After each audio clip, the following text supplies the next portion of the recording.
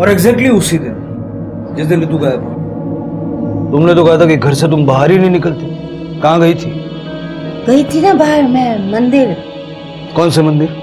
इच्छा पूर्ति मंदिर, वो पीछे है ना, पास में ही तो है, वहीं गई थी। ये फोटो निकालो।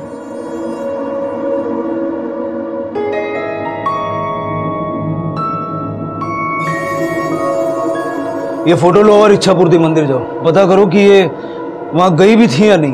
पता तो चले सच बोल रही है या झूठ।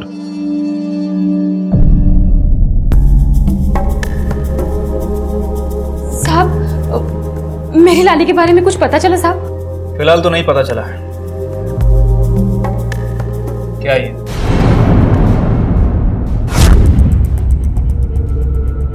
साहब, वो मैं उस दिन खाई में थी तो। ऐसी कैसी खाई? इतनी छोटी बच्ची नहीं दिखी तुम्हें? चलो मान लेते हैं कि तुम जल्दी में थी, बच्ची को धक्का लगा, लेकिन पीछे मुड़कर भी नहीं देखा। साहब, बाद में मेरे को बुरा लगा, लेकिन कोई दूसरा बच्चा होता तो उसके साथ भी यही करती तुम? तुम्ही ने इल्जाम लगाया था ना रितु पर। कहीं ऐसा तो नहीं कि रितु से बदला लेने के चक्कर में तुम्ही ने उसे गायब किया? मेरी लाली को रितु नहीं मारा था। साहब, ऐसा आरोप मेरे ऊपर मत लगाओ साहब। मैं किसी बच्ची को काय को मारेगी साहब? और रितु तो मेरी लाली जैसी है साहब। साहब, आप बरोबर बोले कि मैं रितु को पसंद नहीं करती, लेकिन साहब मैं उसको मारेगी नहीं। बहुत दया आती है साहब उसकी। बेचारी का तो नसीब ही खराब है। साफ साफ बताओ क्या बोलना चाहती हो? रितु के माँ बाप को तो उसकी कुछ परिचय नहीं है। आखा दिन वो इधर उधर घूमती रहती है।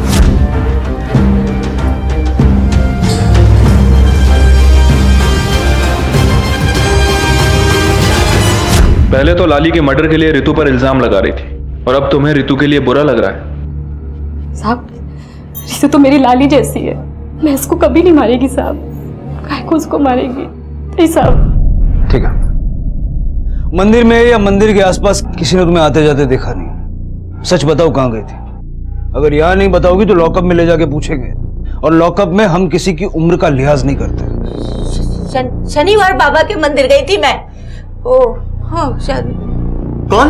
वो तांत्रिक है। तांत्रिक? हाँ, वो बेटा, मैं उनके पास 3-4 बार पहले भी गई हूँ। वो कुछ तंत्र मंत्र कर रहे हैं, सिर्फ इसलिए कि तुझ में अंदर से माँ बनने की इच्छा पैदा हो। वो तेरे लिए मैं डाइट का खाना बनाती हूँ ना, तो बाबा जी की दी हुई थोड़ी सी विभूति उसमें मिला के तुझे खिला देती हूँ, और कुछ नहीं बच्चे। मैंने वो ये चक्कर क्या है?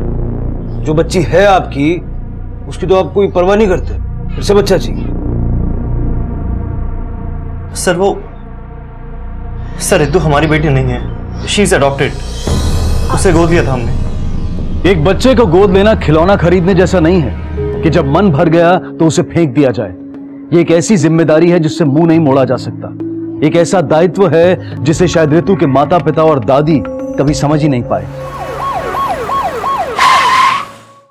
सर, नीलम के कॉल रिकॉर्ड से ऐसे किसी भी शख्स का नाम सामने नहीं आया जो रितु को गायब करने में उसकी मदद कर सके। सर, फोन ट्रायंगुलेशन रिकॉर्ड के हिसाब से जिस दिन रितु गायब हुई, नीलम की लोकेशन सोसाइटी की थी। वो पूरे दिन सोसाइटी में ही थी। हाँ, लेकिन उसने इल्जाम लगाया कि रितु की फैमिली उसे लाइक नहीं करती, क्योंकि रितु उनकी सगी बेटी नहीं है बल्कि एडॉप्टेड है। मुझे भी अभी पता चला, और हो सकता है कि इसीलिए वो लोग रितु के साथ में बुरा सलूक करते हैं। गोखले, गोद लिए हुए बच्चों के घर से भाग जाने के बहुत सारे केसेस सामने आते हैं। ऐसा तो नहीं कि रितु भी भाग गई हो सकता है सर, स्पेशली जब उसे किसी ने उकसाया हो। गोखले, मुझे लगता है कि उसकी गुमशुदगी इस एडॉप्शन के एंगल से जुड़ी हुई, या फिर हो सकता है कि उसे किसी से डर था। सर, ऐसा भी तो हो सकता है कि रितु ऐसा कुछ जानती हो जो किसी और को ना पता हो। जो भी है गोखले, लेकिन अगर रितु घर से भागी भी है तो उसकी जान को बाहर उतना ही खतरा, क्योंकि इन सारे केसेस में रितु का नाम कहीं ना कहीं जुड़ा हुआ है। 2 बच्चियों की हत्या और अब खुद रितु का गायब हो जाना। इससे पहले कि उसे कुछ हो जाए, हमें उसे ढूंढना पड़े। Okay sir. सच चाहे जो भी हो, लेकिन रितु की गुमशुदगी के पीछे उसके परिवार की लापरवाही एक बहुत बड़ा कारण था। और पुलिस के अनुसार रितु की गुमशुदगी जो सिर्फ हादसे नहीं थे बल्कि सोची समझी हत्याएं थी।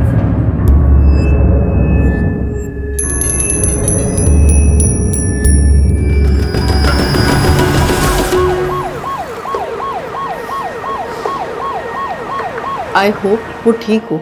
मैंने ही उसका नाम रितु रखा था। 2 साल की थी तब उसे अडॉप्ट किया गया था। वेरी स्वीट गर्ल, बहुत ही एक्टिव थी, सब कुछ बहुत जल्दी सीख जाती थी। लेकिन घर पे तो बड़ी चुपचाप और सहमी सहमी से है। सरप्राइजिंगली सर, एक्चुअली हमारे यहाँ एक पॉलिसी है हर 3 साल के बाद एडॉप्ट किए गए बच्चे की अपडेट करने की, वो फैमिली में एडजस्ट हो पा रहा है कि नहीं। जब वो 5 साल की हुई तब तो हमने मीटिंग की थी, पर जब वो 8 साल की हुई तब क्या? तब हमने उसकी फैमिली से कांटेक्ट करने की कोशिश की, पर उसकी फैमिली ने कोई टाइम ही नहीं दिया, हमेशा हमें अवॉइड करते थे और आखिरकार उन्होंने हमें फोन पे बात करवा दी और बस मामला खत्म हो गया। बच्ची के असली माँ बाप के बारे में जानकारी देंगी? जी नहीं सर, वो तो हमें रास्ते पे मिली थी, हमने पेपर में इश्तिहार भी दिया था, FIR भी दर्ज करवाई थी रूल्स के मुताबिक, पर आज तक किसी ने कांटेक्ट करने की कोशिश नहीं की। एक हंसती खेलती नॉर्मल बच्ची की ये हालत कर दी तुम लोगों ने। ऑर्फनेज से भी बात की हमने, सोसाइटी के एक एक आदमी को पता है तुम लोगों ने रितु के साथ कैसा सुलूक किया। सीधे सीधे बोल, क्या किया रितु के साथ? पहले गोद लिया और जब ऊब गया तो छुटकारा पाने के लिए मार दिया उसे? नहीं सर, ऐसा कुछ भी नहीं है सर, हम सिर्फ थोड़ा सा सख्त है उसके साथ सर, कुछ भी नहीं किया हमने। हाँ सर, हमने कुछ भी नहीं किया उसके साथ। वो तो बच्ची बिगड़ ना जाए, ये नाटक मेरे आगे मत करना। उसकी गुमशुदगी की रिपोर्ट भी तुमसे लिखवानी पड़ी हमें। कितनी परवाह है तुम्हें उस बच्ची की हम जानते हैं।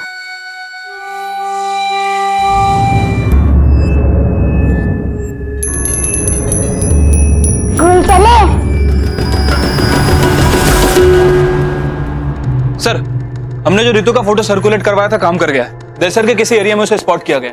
दहीसर? पता करो दहीसर में एग्जैक्टली कहां देखी गई थी। आसपास का एरिया स्कैन करो, लोगों से पूछताछ करो। Okay sir.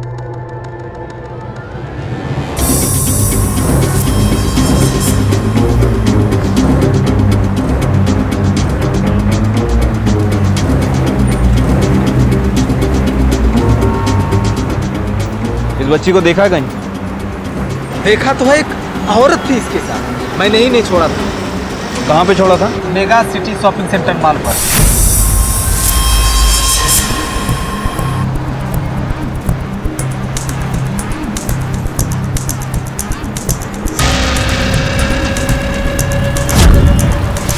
अच्छा, जो औरत थी उसकी शक्ल याद है? शक्ल तो याद नहीं है, लेकिन उसने बहुत अच्छे कपड़े पहने थे। स्केच तो बनवा सकते हो ना? थोड़ी मदद कर सकता हूँ। ठीक है। इस बच्ची के साथ एक औरत थी जो इस मॉल में आया था, तो जानते हो इसके बारे में? हाँ साहब, ये बच्ची के साथ एक औरत तो आई थी, क्योंकि ये बच्ची गिर गई थी साहब और बहुत रो रही थी, लेकिन वो लोग अंदर नहीं आए, बाहर से बाहर ही चले गए। अच्छा, जो औरत थी उसकी शक्ल याद है आपको? शक्ल तो पूरी तरह से याद नहीं है साहब। स्केच बनवा सकते हो? कोशिश करूंगा।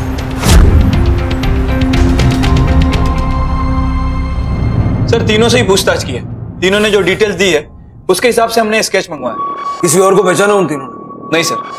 सर, नीलम, मीरा, क्षितिजा और रितु की मां श्रुति, इन सभी के फोटो दिखाए, इनमें से किसी को नहीं पहचाना। उनका कहना है कि ये औरत कोई और ही है। सर, बात करने पर ऐसा लग रहा था कि खुद भी कॉन्फिडेंस नहीं है, फिर उन्हें स्केच बनवाया। सर, मुझे नहीं लगता कि हमें इस स्केच से कुछ हासिल हो। आई नो गोखले, लेकिन इस वक्त हमारे पास कुछ भी नहीं है सिवाय इस स्केच के। एक काम करते हैं, सुलेखा सोसाइटी में चल के ये स्केच वेरीफाई करते हैं। क्या चालू है इधर? सब पता नहीं है कौन है, हमारी सोसाइटी में आके हम ही से काम छीन रही है। तूने ठेका ले रखा है इस सोसाइटी में काम करने का कि केवल तू ही काम करेगी? नहीं साहब, ऐसा नहीं है। इधर कैसा है कि सभी लोग हम ही लोग को काम पे रखते हैं। हम लोग इधर कितने सालों से काम कर रहे हैं, और अमन सर को अगर काम वाली चाहिए तो मेरे को बताते ना, कि पता नहीं कौन है ये अमन। लेकिन अमन के उधर तो मीरा काम करती है ना? वही तो साहब, पता नहीं किधर है वो, 2-3 दिन से काम पे भी नहीं आई है। हम लोग को बोल के जाती तो ये घुसती नहीं ना। ठीक है, अपना अपना काम करो, जाओ, चलो जाओ जाओ जाओ। मुखले, रितु 2 दिन से गायब है और मीरा भी 3 दिन से नहीं। रितु का गायब होना और मीरा का नहीं आना ये आपस में कनेक्टेड तो नहीं? Meera is very good. मैं तो सभी को कहता हूँ कि घर में बच्चे हो तो मीरा को ही रखे। मतलब जैसे सोसाइटी के लोग बताते हैं, मीरा को सोसाइटी के बच्चों से लगाव था, खास करके रितु से। हाँ सर। कुखले, अब तक हम सोच रहे थे कि कहीं रितु को कोई नुकसान ना पहुंचाना चाहता हो, लेकिन कहीं ऐसा तो नहीं कि रितु को उसके माँ बाप से बचाने के लिए अगवा किया गया हो? सर, मीरा के घर जाके पूछताछ करो, देखो क्या मिलता है। Okay sir.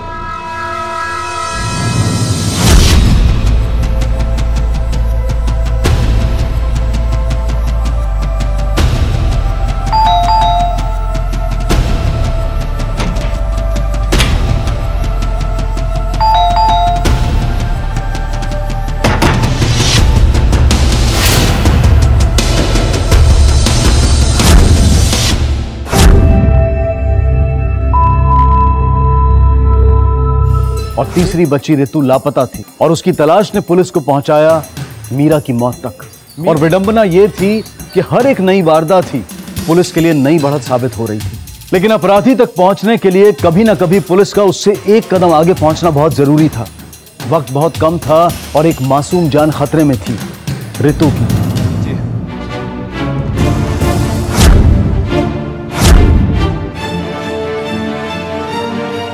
Hello sir, body को पोस्टमार्टम के लिए भेज दिया। हाँ सर, तलाशी जा रही है। एक मिनट सर, मैं आपको बाद में कॉल करता हूँ।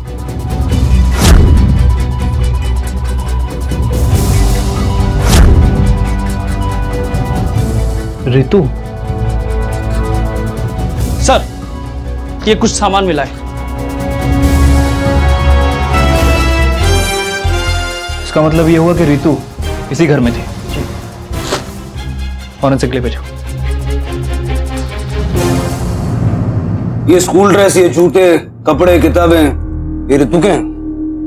हाँ सर, लग तो ऋतु के ही रहे हैं। लग तो रहे हैं मतलब? मानता हूं कि तुम दोनों को ऋतु की कोई परवाह नहीं, उसकी चीजें ही पहचान लेते हैं। सर हम कोशिश कर रहे हैं सर आपकी मदद करने की। वो दिख रहा है। सर मीरा के बारे में पूछताछ कर एक ही बात सामने आई है कि वो ऋतु के काफी क्लोज थी और सोसाइटी वाले भी ये बात मानते हैं। सर इस केस में ऋतु का गायब हो जाना, सर आई थिंक आपका अंदाजा सही था। मीरा ने ही ऋतु को गायब किया होगा उसके माँ बाप से बचाने के लिए।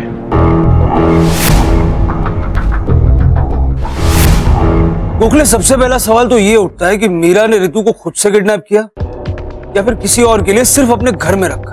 और उससे भी बड़ा सवाल यह है कि ऋतु मीरा के मरने से पहले भागी या मीरा के मरने के बाद, या फिर कोई और था जो ऋतु को अपने साथ ले गया। सर इस केस में ऑलरेडी 2 बच्चियों की जान जा चुकी। सर मुझे नहीं लगता कि ऋतु के जिंदा होने के कोई चांसेस है। और सर अब ये मीरा की मौत। एक और एंगल है गोखले, ऋतु का बचपन काफी ट्रॉमेटिक रहा है। मतलब एक ऐसी बच्ची जो ऑर्फनेज से एक ऐसे घर में आई जहां किसी को उसकी परवाह। ऐसे बच्चे की दिमागी हालत क्या हो सकती? कहीं ऐसा तो नहीं कि ऋतु ने ही लाली, विजय और मीरा को मारा, फिर डर के मारे भाग गई? सर ऐसा भी तो हो सकता है कि ऋतु के साथ देखी गई औरत मीरा ही। ये कंफर्म करने का तो एक ही तरीका है। साहब मेरे को काहे सब लफड़े में घसीट रहे हैं? ए, जितना पूछ रहा हूं जवाब दे। क्या यही वो औरत है? हाँ साहब, यही है वो। साहब अब मैं जाऊं? ठीक से देख और बता। लगती तो ऐसे ही हैं, पर बराबर बता नहीं पाऊंगा। एकदम पूरी गारंटी के साथ नहीं बोल सकता कि लड़की के साथ यही थी या नहीं। ठीक है, जा। ठीक है साहब। बोल वो। सर वही हुआ जिसका डर था। इस केस से कंफर्म नहीं हो पा रहा है कि वो स्केच मीरा का है या फिर किसी और का। सर अभी भी ये सवाल बना हुआ है कि आखिर मीरा ने ऋतु का किडनैप क्यों किया। शायद हमें नए एंगल से सोचना चाहिए गोखले। ये भी हो सकता है कि मीरा की कोई पार्टनर थी जो मीरा को मार कर और ऋतु को लेकर चली गई। और हो सकता है कि वो स्केच शायद उसी का हो। मीरा का बैकग्राउंड चेक करो, पता करो मीरा के आस पड़ोस में किसी ने ऋतु को देखा है क्या। Okay sir. मैं रेडी हूँ, शॉपिंग चले? सर मीरा कभी किसी से ज्यादा बात नहीं करती थी। और उसकी बच्ची? बच्ची? सर उसकी शादी भी हुई थी क्या? मैंने तो कभी नहीं देखा, अकेले ही रहती थी वो यहाँ। हेलो सर, मेरा कास्कर के कॉल रिकॉर्ड्स आ गए हैं। ठीक है, हम लोग आ रहे हैं। Thank you. सर ना तो ऋतु को किसी ने वहां देखा और ना ही मीरा को, इनफैक्ट उनके फैमिली मेंबर को भी नहीं। सर मीरा शादीशुदा थी, अगर उसका पति था तो फिर वो कहाँ है सर? और वो स्केच, उस औरत को पहचाना किसी ने? नहीं सर, मीरा कुछ साल पहले ही वहां पे शिफ्ट हुई थी, अकेली ही रहती थी, ज्यादा किसी से बात नहीं करती थी। सर कॉल रिकॉर्ड के हिसाब से वो 2 लोगों के टच में थी। एक नंबर तो नीलम के नाम रजिस्टर्ड है और दूसरा किसी बैंक का एम्प्लॉई है। क्या नाम है उस बैंक एग्जीक्यूटिव का? सर गौरव कपासी। गौरव नहीं सर, गौतम कपासी। थोड़ा पानी मिलेगा सर?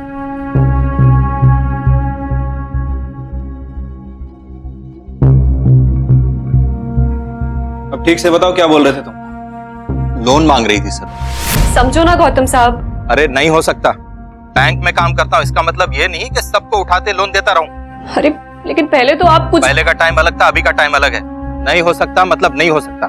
अरे अगर पैसे नहीं मिले ना तो मर जाऊंगी मैं, बहुत बड़ी बीमारी है। मतलब तुम उसे पहले से जानते थे? कैसे? हाँ मतलब उसका डांस देखने जाता था पहले। डांस? बार में डांसर थी, वो वहीं मिली। Meera bar dancer? सर मैं जाऊं, मेरे को और कुछ नहीं मालूम। उसके पति के बारे में क्या जाना? देखा नहीं कभी, लेकिन बाद में पता चला कि उसके लिए ही उसने डांस छोड़ दिया।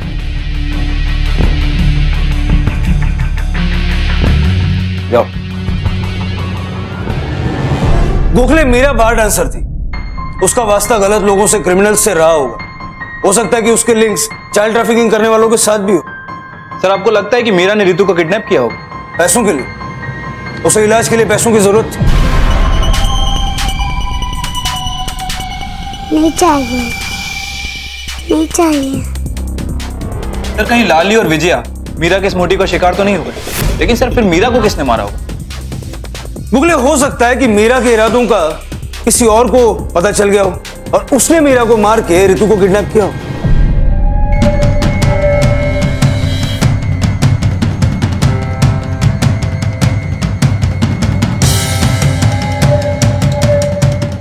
गोखले, अगर रितु जिंदा है तो उस तक पहुंचने के हमारे पास एक ही घड़ी, और वो है मीरा। पुलिस के सामने अब भी कई सवाल थे। क्या मीरा ने रितु का अपहरण किया था, या फिर वो सिर्फ उसे अपने पास सुरक्षित रखना चाहती थी? क्या मीरा इस काम में अकेली थी या फिर कोई उसकी मदद कर रहा था? रितु को आखिरी बार जिस औरत के साथ देखा गया था, क्या वो मीरा ही थी या फिर कोई और? मीरा के अतीत के काले राज के साथ सामने आई बच्चों की तस्करी की संभावना। यह साफ था कि रितु के माता पिता उसके प्रति निर्मम और क्रूर थे। ऐसी स्थिति में वो जहां भी थी, जिस किसी के भी साथ थी, उसका वहां खुश होना अजीब होने के साथ साथ स्वाभाविक भी लगता है। रितु जो डरी सहमी चुपचाप रहा करती थी, अब अचानक बोलने लगी थी। स्कूल चले? पर धीरे धीरे उसकी आवाज, ये खुशी दोबारा चुप्पी में तब्दील होती दिखाई दी। क्या वक्त रहते पुलिस उस तक पहुंच पाएगी इससे पहले कि रितु किसी बुरी घटना का शिकार हो जाए? सब बीमारी के बारे में तो मेरे को नहीं बताई। वो मीरा बार डांसर थी, कुछ पता है उसके बारे में? बार डांसर? नहीं साहब, मेरे को इसके बारे में कुछ नहीं मालूम, और अगर ऐसा कुछ होता तो मैं उसे अपने आजू बाजू भटकने भी नहीं देती। पैसों की तंगी को लेकर कभी कोई बात की थी उसने? बोलेगी या फिर ले चलूं थाने? वो सब एक बार वो मेरे को बोली पैसे के बारे में, लेकिन सब उसके बाद मेरे को नहीं मालूम साहब, बहुत समय हो गया। इसका मतलब मेरी विजय को मीरा ने मारा? अच्छा वो मर गई, उसके पापों की सजा मिल गई उसे। विजू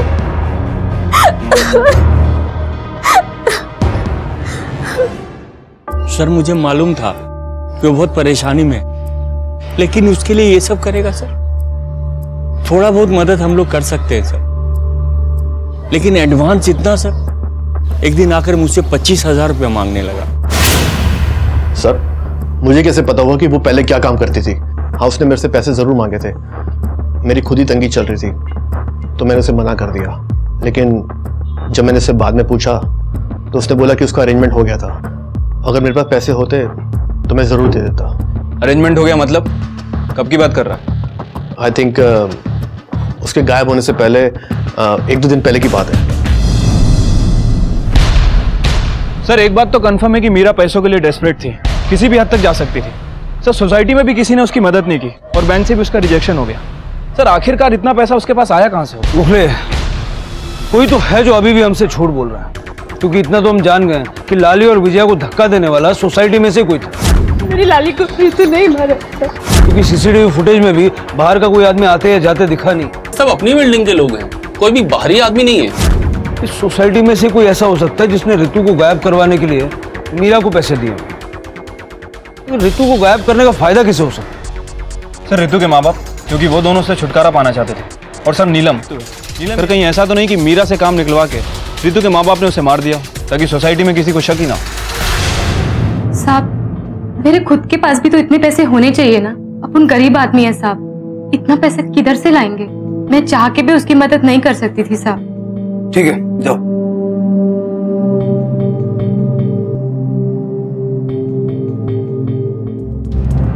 पूछताछ के दौरान हमें पता चला कि बहुत पहले मीरा तुम्हारे यहाँ काम करती थी, फिर एक झगड़ा हुआ बहुत बड़ा और तुमने उसे नौकरी से निकाल दिया। क्या हुआ था? अगर यहाँ नहीं बताना तो लॉकअप में चल के पूछते। नहीं सर, बताते हैं। सर वो हमें ही ज्ञान देने लगी थी, हमारे पर्सनल मैटर में घुसने लगी थी। क्या पर्सनल मैटर्स? सर वो मीरा, उसे लगता था कि हम ऋतु के साथ कुछ ज्यादा ही सकते हैं। उसी क्या प्रॉब्लम है सर, ऋतु हमारी बेटी है ना, हम जैसे चाहे वैसे रखे उसे। 2 टके की नौकरानी, लात मार के निकाल दिया उसे। क्या री, मेरे घर के मामले में बहुत टांग अड़ाने लगी है। चल निकल यहाँ से, चल अभी के अभी निकल जा, अब दोबारा अपनी शक्ल मत दिखाना। लेकिन हमने तो सुना कि उसी ने नौकरी छोड़ दी, और वैसे भी एक नौकरानी को नौकरी छोड़नी पड़ जाए, ऐसा क्या कर रहे थे आप ऋतु के साथ? बच्ची को अगर कुछ हो गया ना, तुम दोनों को छोड़ूंगा नहीं मैं, बच्ची को मिल जाने दो। उसके साथ बुरा व्यवहार करने की सजा तो मैं तुम्हें दिलवा के रहूंगा। सर तुम लोग जा सकते हो, लेकिन शहर छोड़ के मत जाना, जरूरत पड़ेगी तो फिर बुलाऊंगा। जी सर।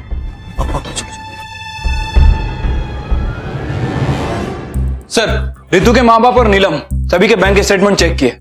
25,000 रुपए का ना तो कोई ट्रांजेक्शन हुआ है और ना ही कोई चेक काटा गया है मीरा के नाम। क्या करें सर? गोखले ऐसा करो,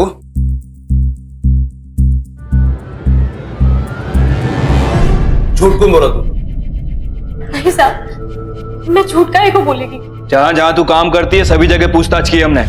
हाँ सर, मैं जब काम पर से वापस आ रहा था तब मैंने देखा था नीलम मीरा को पैसे दे रही थी।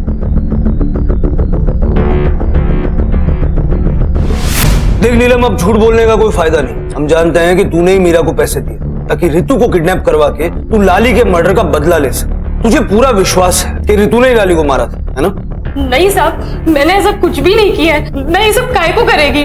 मेरे को जाने दो साहब, मेरे को कुछ नहीं। ऐसे सच नहीं बताएगी तू? नहीं साहब, मीरा को पैसे क्यों दिए थे? बताती हूँ सब, मैंने पैसे दिए साहब, लेकिन ऋतु को नुकसान पहुंचाने के लिए नहीं साहब, अपनी बेटी लाली को बचाने के लिए। ये सारी चीजें किशोर की वजह से हुई। बोल कर सारे पैसे दारू में उड़ा देता था।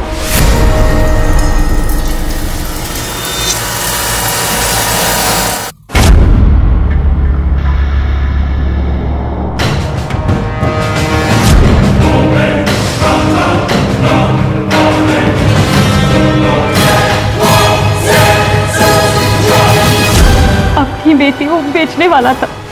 मैं नहीं चाहती थी कि मेरी लाली के साथ कुछ भी ऐसा हो, और सब लाली को बचाने के लिए मेरे पास सिर्फ एक ही रास्ता था।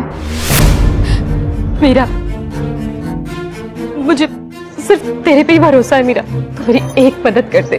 वो लाली को कहीं दूर छोड़ा, बहुत दूर। लेकिन नीलू देख, तेरे को जो मांगता है ना वो मैं तेरे को देगी। तो मेरा इतना सा काम कर दे, नहीं तो उसका बाप उसे वैश्या बना देगा। मेरा छोड़। मैं जानती थी कि मीरा को पैसे की जरूरत है, मीरा को पैसे दिए। मैंने ये सोचा कि मेरी बेटी बच जाएगी, उसे कुछ नहीं होगा, सब ठीक हो जाएगा। उसका हाथ पकड़ने जा रही थी मैं। अरे तू यहाँ क्या कर रही है? चल नीचे उतर। डर गई थी वो। मुझे माफ कर दे नीलम। क्या बोलती मैं मीरा को? और तुम्हें उसकी बात पे विश्वास है कि एक एक्सीडेंट था? अब विश्वास करूं या ना करूं, का कोई फायदा नहीं। अगर लाली को बचाना था तो पुलिस के पास आती। क्या मिला ये सब करके? खो दिया ना अपनी बेटी को।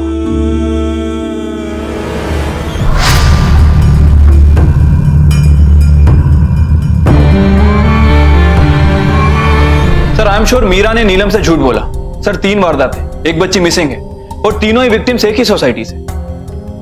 लेकिन मीरा को तो ऑलरेडी पैसे मिल चुके थे, फिर लाली को मारने का फायदा क्या? और लाली का केस तो क्लियर है, लाली की मां ने खुद मीरा को पैसे दिए।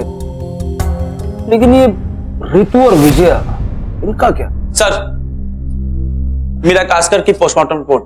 ठीक है तुम जाओ। जी सर, बायोनेट संगीन तो बंदूक के आगे लगी होती। वो तो या किसी मिलिट्री वाले के पास हो सकती है या किसी पुलिस वाले के पास। सर रिपोर्ट के हिसाब से ना तो उसे कोई बीमारी थी और ना ही बॉडी में कोई दवाई का अंश मिला है, ना ही कोई फिंगरप्रिंट है और ना ही कोई सेक्सुअल असोल्ट।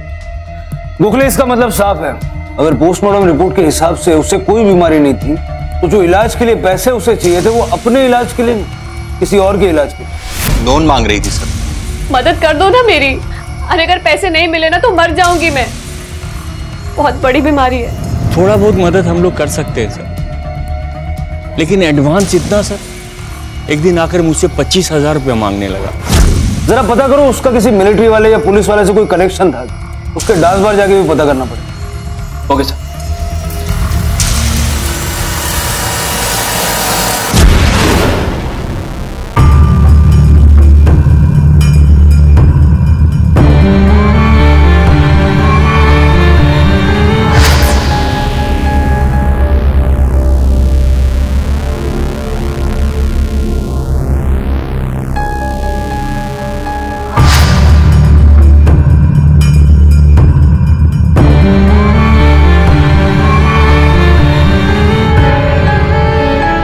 चले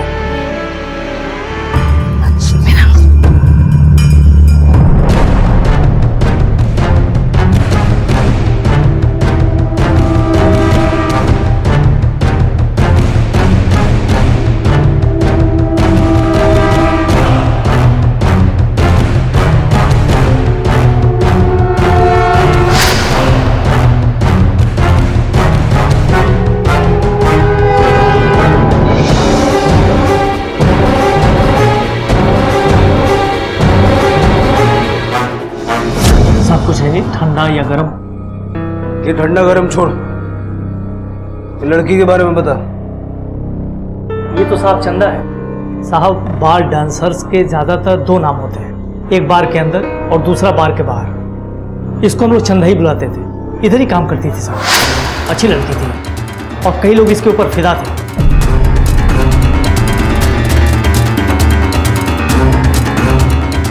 प्यार व्यार के चक्कर में पड़ के सब कुछ इसने बर्बाद कर दिया।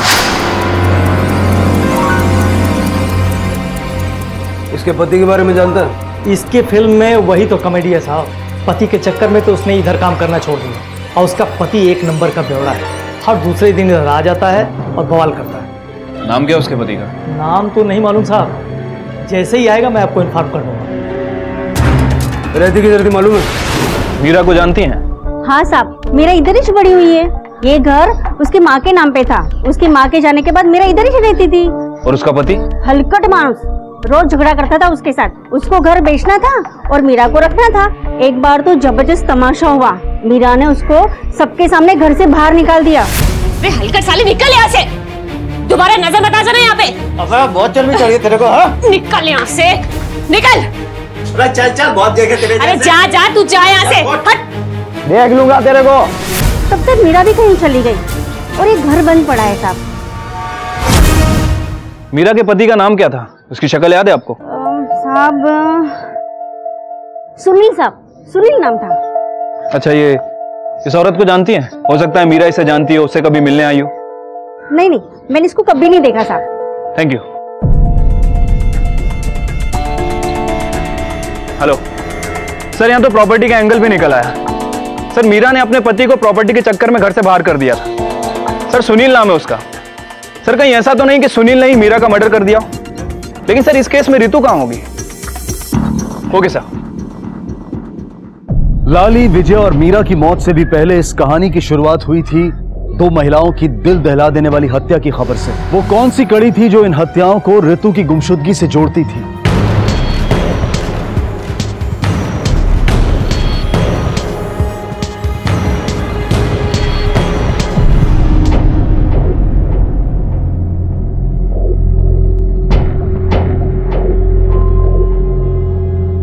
कदम सर, ये अपना मलाड जुरिडिक्शन में एक मर्डर केस इन्वेस्टिगेट हो रहा है। विक्टिम का नाम मीरा कास्कर है। केस डिटेल्स निकालो, पता करो कि केस कौन हैंडल कर रहा है। Okay sir. क्या मीरा की हत्या के पीछे उसी के पति का हाथ था? हलकट मानुस, रोज झगड़ा करता था उसके साथ। क्या रितु भी बदकिस्मती से इसी गुनाह की गवाह बन गई थी, या फिर उसकी गुमशुदगी के पीछे उसका अपना परिवार जिम्मेदार था?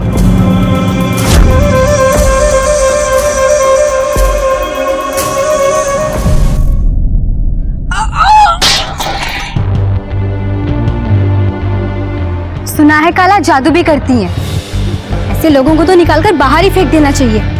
आज अपनी पोती को गायब करवाया है, कल पता नहीं किस किस को गायब करवाएंगी।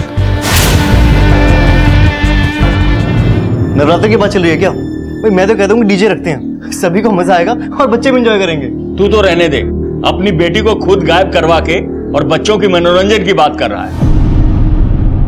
अभी हादसा हुआ, आप में से कौन यहाँ था?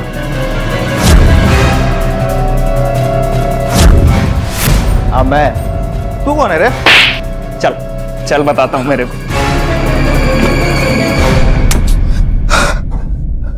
रितु का? कौन रितु साहब? वही रितु जो सुलेखा सोसाइटी में रहती है, 8 साल की बच्ची। इसका किडनैप किया है तूने। बोल कहाँ है? मैंने किडनैप? तब मैं तो जानता भी नहीं उसको। लाली और विजय को किडनैप करने में कामयाब नहीं, लेकिन रितु को तूने उठा लिया। कहाँ है रितु? सोसाइटी पे रहकर पुलिस इन्वेस्टिगेशन पे नजर रख रहा है। होशियार समझता अपने आप को? बोल। यहाँ तक कि मीरा के मरने के बाद उसकी लाश लेने तक नहीं। क्या रे, इतनी नफरत करता है अपनी बीवी से कि उसकी लाश लेने भी नहीं आया? मारो मेरे को। बर्बाद कर दिया साहब मैंने उसका लाइफ, बर्बाद कर दिया। बाहर में काम करती थी लेकिन मेरे पे फिदा थी। मैं शादी बनाया उसके साथ, सोचा बहुत पैसा है उसके पास तो उसके पैसे से ऐश करूंगा। लेकिन शादी के बाद वो बोली तो कोई डांस बांस नहीं करने का है, किसी का घर का झाड़ू पोछा कर लूंगी, लेकिन पराये मर्द के साथ उसके सामने डांस नहीं करूंगी साहब। ये तो मेरा इंटरेस्ट ही उसमें से खत्म हो गया। देखो मैं अच्छी तरह पता है कि चौल का घर मीरा के नाम था और तू उस घर को बेचना चाहता था। जब मीरा नहीं मानी तो तूने उसे मार दिया। बोल मारा या नहीं? नहीं साहब, तब मैंने उसको नहीं मारा। मानता हूँ कि मैं जुआरी हूँ, लड़कीबाजी करता हूँ, लेकिन खूनबीन नहीं साहब। सब मैं और मीरा तो एक साथ रहते भी नहीं थे, एक ही बिल्डिंग में काम करते थे, लेकिन एक दूसरे से बोलना भी नहीं होता था। वो अपने काम में और मैं अपने काम में। और रही बात बच्चों को मारने की, तब बच्चों को काहे को मैं मारूंगा? और मीरा, तुझे क्या लगता है मीरा लाली और विजय को मार सकती है या रितु को किडनैप कर सकती है? नहीं साहब, मीरा को तो बच्चों से बहुत ही लगाव था। वो काहे को? हाँ साहब, उसका एक भाई है। अरे वो पागल साहब, उसके इलाज के लिए मीरा कुछ भी कर सकती थी। भाई कौन? भाई तो मालूम होगा साहब आपको, उससे आप मिले भी होंगे। कहाँ? वही सोसाइटी में। अब वही तो काम करता है वो। साहब किसी ने कुछ पूछा इसलिए तो मैं क्या बोलता। तो वैसे भी मीरा ने मेरे को मना किया था ज्यादा बात करने का करके। वो सब लोग मेरे को पागल पागल बोलते हैं। मीरा बहुत प्यार करती थी मेरे को। इतना ही प्यार था, बहन की बॉडी लेने क्यों नहीं? मेरे को किसी ने कुछ बोला ही नहीं। वैसे भी हम लोग का झगड़ा हो रखा था। नहीं ऐसा तो नहीं कि गुस्से और पागलपन में आकर तूने मीरा को मार दिया? मैं क्यों मारूंगा उसको? उसके सिवा मेरा था ही कौन? कोई नहीं था। क्या लगता है सर, ये नरेश सच बोल रहा है? लग तो ये रहा है, लेकिन दोनों पे नजर रखो। मुगले कमाल की बात है, मीरा, उसका पति और उसका भाई इतने टाइम से एक ही सोसाइटी में काम कर रहे थे, किसी को भनक तक नहीं लगी। सर मुझे तो इस सुनील पर ही शक है, क्योंकि प्रॉपर्टी अभी भी मीरा और नरेश के नाम रजिस्टर्ड है। सुनील ने मीरा से प्रॉपर्टी के चक्कर में शादी की थी और नरेश की दिमागी हालत सही नहीं। सर इस केस में अगर मीरा कहीं गायब हो जाती है या फिर उसका कहीं मर्डर हो जाता है तो प्रॉपर्टी ऑटोमेटिकली सुनील के हाथ चली जाएगी, क्योंकि वो अभी भी उसका पति है। उन दोनों के बीच डाइवोर्स नहीं हुआ। अगर सुनील ने मीरा को मारा तो रितु कहाँ? सुनील ने रितु को बेच तो नहीं दिया? काम करो, दोनों के घर का सर्च वारंट निकलवा और खोना खोना छानना, और दोनों के कॉल रिकॉर्ड्स भी निकलवा। Okay sir.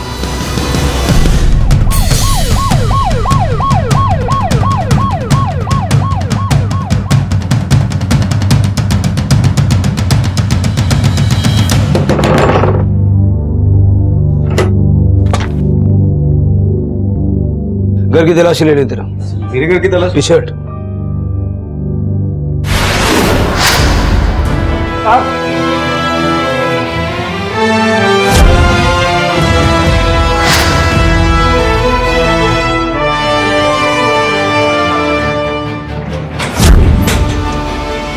कुछ मिला?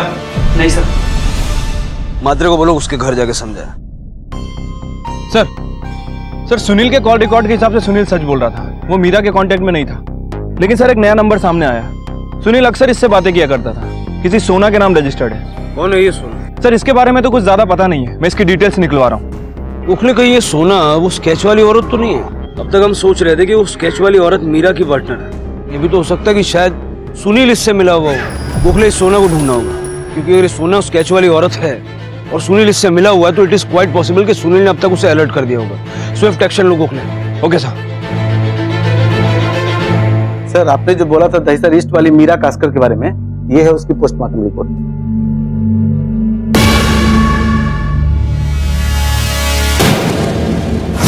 सर घर में ताला लगा हुआ था, मैंने ताला तोड़वा दिया है। शिंदे सर्चिंग कर रहा है।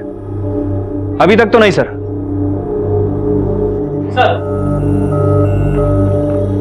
सर अंदर कुछ नहीं मिला। सर मैं आपको बाद में कॉल करता हूं। एक मिनट सुनना, आप दोनों यहीं रहते हैं? हाँ साहब। अच्छा, इस औरत को जानती हैं? हाँ साहब, यही सोना है। तुम्हें पक्का यकीन है यही सोना है? अरे साहब यहीं पे रहती है। पहचानूंगी नहीं क्या? सिर्फ सिंदूर लगाती थी। सिंदूर?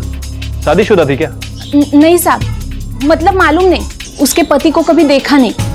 उसके पास तो अलग अलग आदमी आते थे साहब, बार में नाचती थी वो। अच्छा, ये सोना कौन से बार में काम करती थी?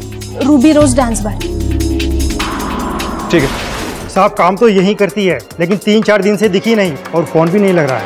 इसके घर में भी ताला लगा और यहाँ भी किसी को कुछ नहीं पता। खैर, इस आदमी के बारे में कुछ पता है?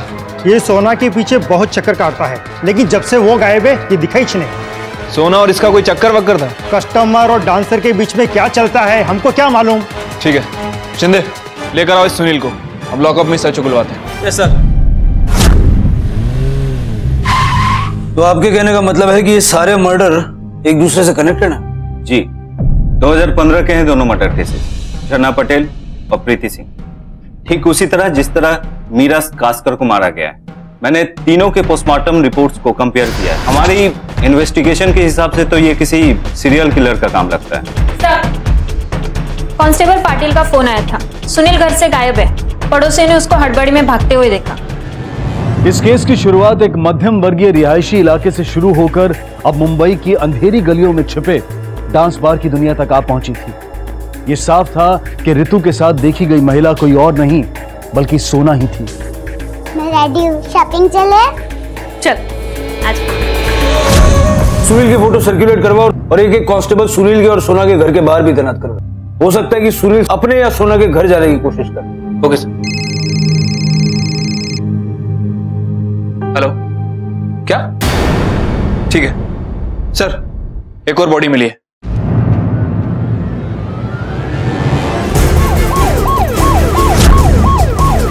किधर है?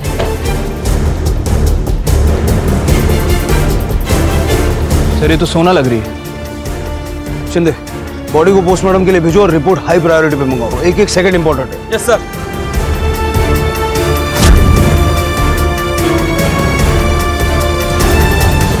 सर रितु को आखिरी बार सोना के साथ देखा गया था और सोना अब रही नहीं।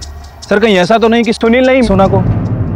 गोखले, अब तक मिले सबूतों के हिसाब से तो सुनील ही वो सीरियल किलर है जिसे हम ढूंढ रहे हैं। हो सकता है कि सुनील के कहने पर ही सोना ने रितु को अपने पास रखा हो और अपना मतलब निकल जाने पे सुनील ने सोना को मार दिया और रितु को लेकर फरार हो गया। सर अगर रितु जिंदा हुई तो सुनील का अगला टारगेट हो सकती है। You right. इससे पहले कि सुनील किसी और को नुकसान पहुंचा पाए, हमें उसे दबोचना होगा। सुनील को हाई प्रायोरिटी पे ट्रेस करो। Okay sir.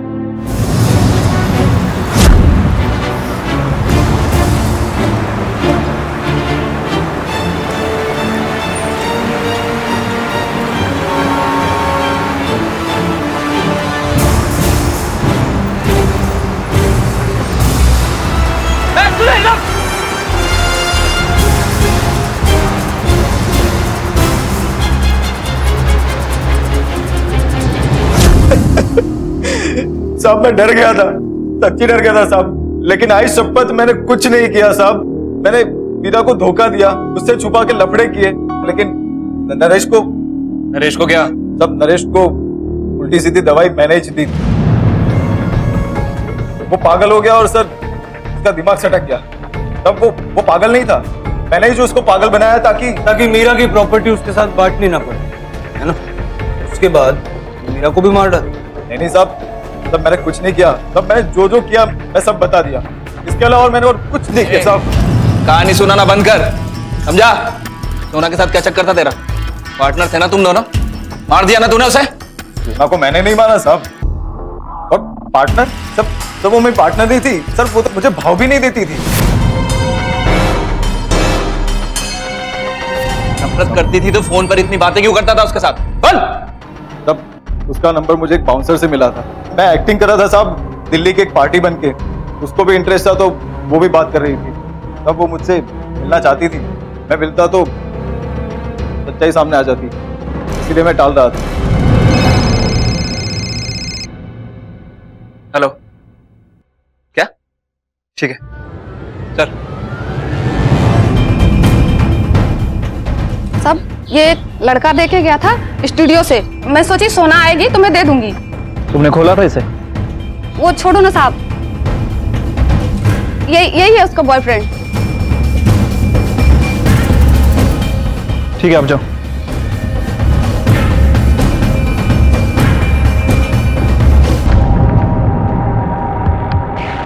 हेलो सर, हम लोग गलत सोच रहे थे।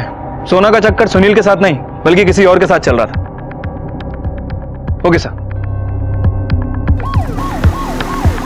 सर,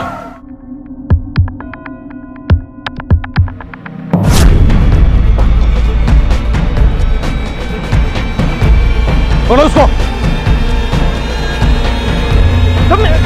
पकड़ो।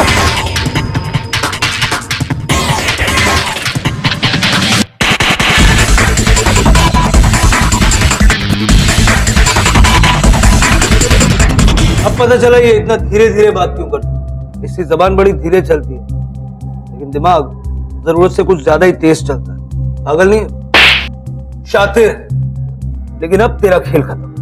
अब तू सीधे सीधे सब कुछ बताएगा या मैं अपने तरीके से उगलवाऊं? साहब, मीरा मेरे इलाज के लिए लाली को गायब करने वाली थी, मालूम था मेरे को। मीरा, तू लाली को मुझे दे देना। इतनी दूर उसको अकेली छोड़ने का क्या फायदा? मैं रखूंगा ना उसको अपनी बेटी बना के। पागल है क्या तू? अरे सुन, सबको लगेगा कि तूने उसे किडनैप किया है, जेल में डाल देंगे तुझे, समझा ना? लाली के साथ जो हुआ उसको देख के मेरे को लगा ये तो मैं भी कर सकता हूँ। किसी भी छोटी बच्ची को अपने साथ लेके जाके मैं अपनी बेटी बना के रख सकता हूँ। फिर मैं, बच्ची और सोना। सोना को कैसे जानता है? साहब, बीवी तो वो मेरी, लेकिन वो घर पे रुकती ही नहीं थी, रोज चली जाती थी, पता नहीं क्यों। सोना, रुकना। काय को जाती तू रोज रोज? रुक क्या, मैं तेरी बीवी हूँ क्या? अरे बीवी तो है, ये मंगलसूत्र भी तो मेरे नाम का पहनती है तू।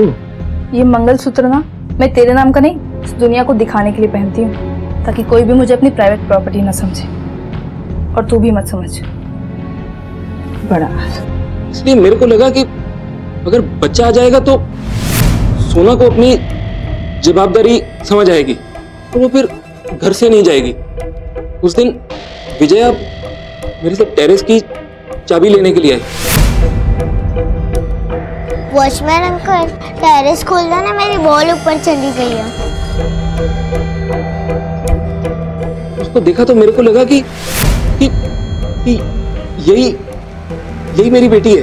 इसको अपने साथ लेके जाऊंगा और अपनी बेटी बना के रखूंगा, और मैं, वो और सोना एक साथ मस्त फैमिली की तरह रहेंगे।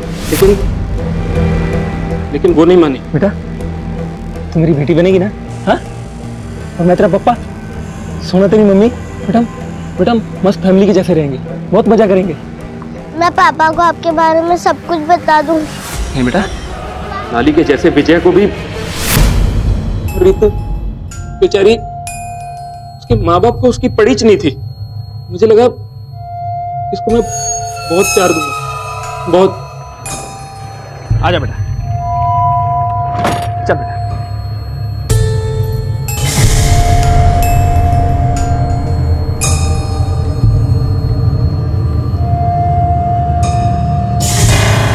रितु बेटा, तू मेरे साथ चलेगी? हम लोग बहुत मजा करेंगे। हाँ, चल चल चल। लेकिन मीरा को प्रॉब्लम थी मेरी खुशी से। फंस जाएगा तू दादा, मत कर ये पागलपन।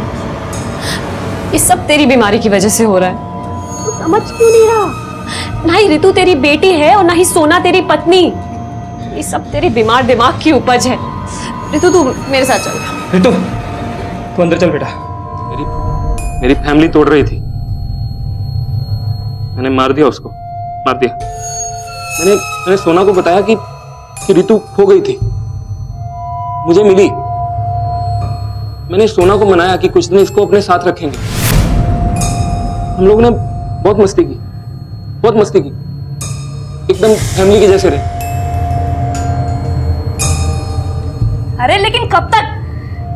खेल खेल में ठीक है, चलता है, वो तेरी बेटी नहीं है। उसको उसके घर वाले ढूंढ रहे होंगे। सुन, उसको पुलिस के पास लेके चलते। कब तक तू उसको अपने पास रखेगा? कैसी माँ है तू? हाँ, अपनी बच्ची को अपने से दूर करेगी तू? चुप, बिल्कुल चुप। सटक है क्या तेरी? पागल है तू? और कितनी बार बोला है तुझे, मैं तेरी बीवी नहीं समझा? और वो बच्ची, वो तेरी बेटी नहीं है। पागलपन की हद होती जा रही है तेरे। ले क्या उस बच्ची को?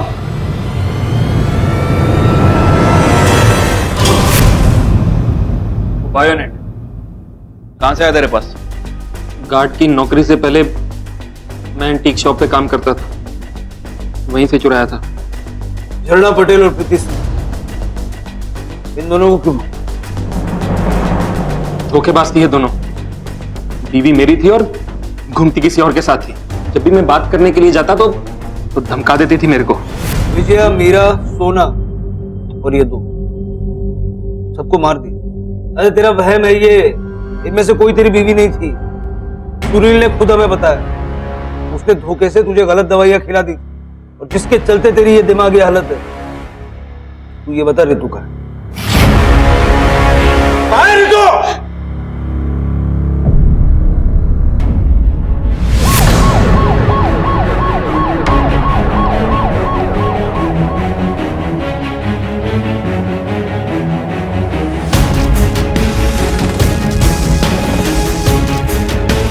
रितु, खोलो। रितु,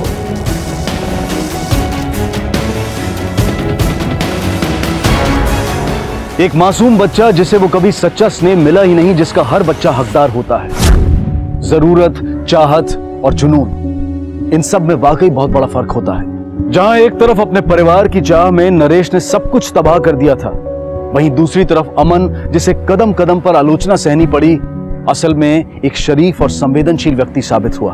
अमन और उसकी पत्नी, जो अपना बच्चा खोने के बाद एक दूसरे से अलग हो गए थे, आज दोनों एक साथ खड़े थे रितु को कानूनी तौर पर गोद लेने के लिए।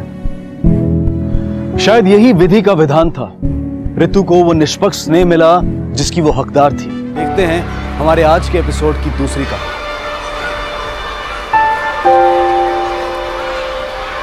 बच्चों की मुस्कान अनमोल है, इसे खोने ना दें।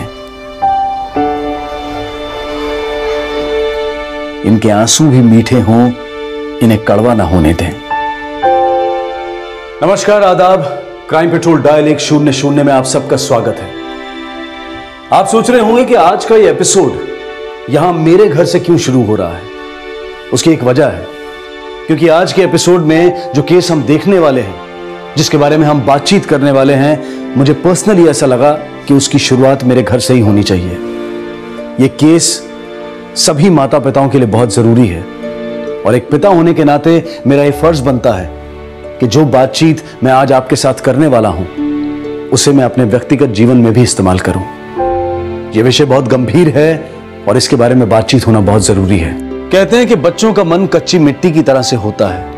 उनकी सोच समझ को सही आकार अच्छी शिक्षा और एक जिम्मेदार परवरिश ही दे सकती है। कामयाबी की सीख तो हम सभी अपने बच्चों को देते हैं, लेकिन क्या हम उन्हें यह सिखाते हैं कि हार में भी जीत की प्रेरणा छिपी होती है? गिरने वाला छोटा नहीं, गिरकर उठने वाला भी बड़ा होता है। हम अपने बच्चों को सब कुछ देते हैं, लेकिन कभी कभी हम उन्हें वो नहीं दे पाते जिनकी उन्हें सबसे ज्यादा जरूरत होती है।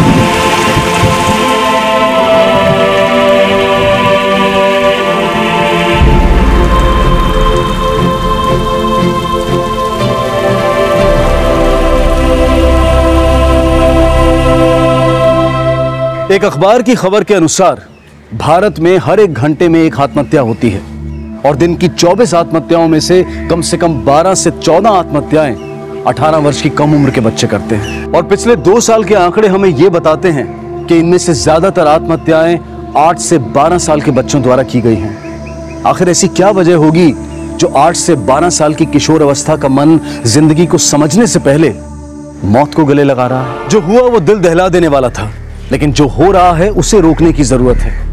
और क्राइम पेट्रोल के माध्यम से आज हम 3 ऐसे केसेस लेकर आए हैं इस एपिसोड में जो दिया, अनमोल और संजय, इन तीनों के ऐसे जज्बातों से जुड़े हैं जिनकी चर्चा टीचर्स, पेरेंट्स और गार्डियन होने के नाते हम सबको करनी चाहिए कि कहीं बच्चों के प्रति हम ही तो गलत नहीं हैं।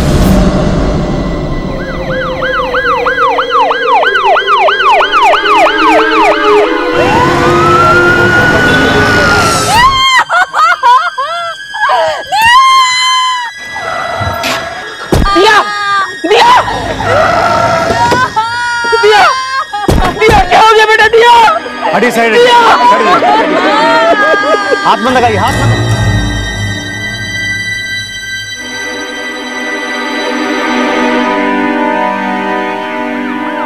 साहब, पानी का नॉब खोलने के लिए ऊपर टेरेस पे गया था साहब। दरवाजा इसलिए बंद नहीं किया क्योंकि फिर से आधे घंटे में वापस नॉब बंद करना था। इसी बीच वो दिया छत पे चली गई और वहां से छलांग लगा दिया साहब। तुम्हारा मतलब है बच्ची ने छत से खुद छलांग लगाई? हाँ साहब।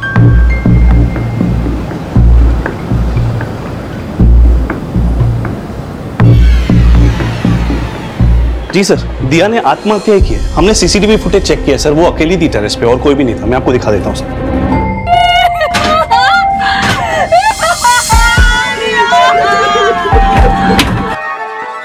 ये देखिए सर, दिया टेरेस पे बिल्कुल अकेली है, इसके साथ कोई भी नहीं। कूद गई सर।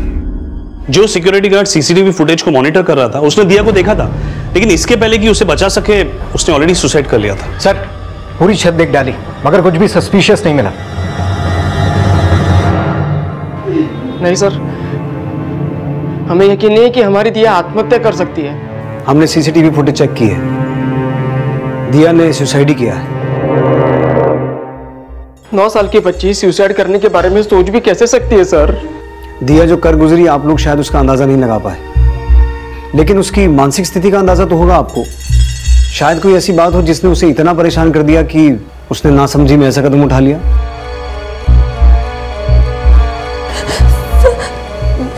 जरूर दिया के स्कूल में कुछ हुआ होगा।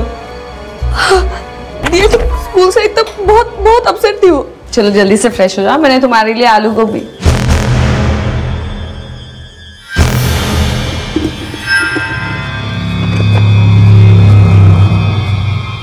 क्या हुआ दिया? तुमने अभी तक स्टार्ट भी नहीं किया? आज मम्मा अपने हाथों से खिलाएगी।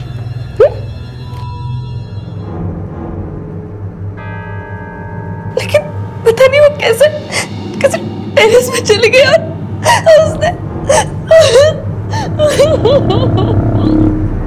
और इनमें से लगभग 30% केसेस स्कूल जाने वाले बच्चों से जुड़े थे।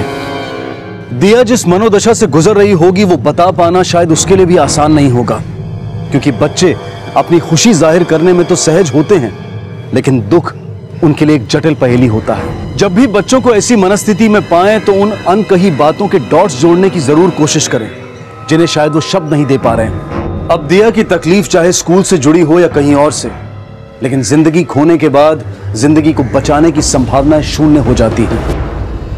लेकिन पटना के संजय की जिंदगी में फिलहाल ये संभावनाएं मौजूद थी, पर क्या उसे ऐसा माहौल मिल पाएगा या फिर उसे भी दिया की तरह वही रास्ता नजर आएगा?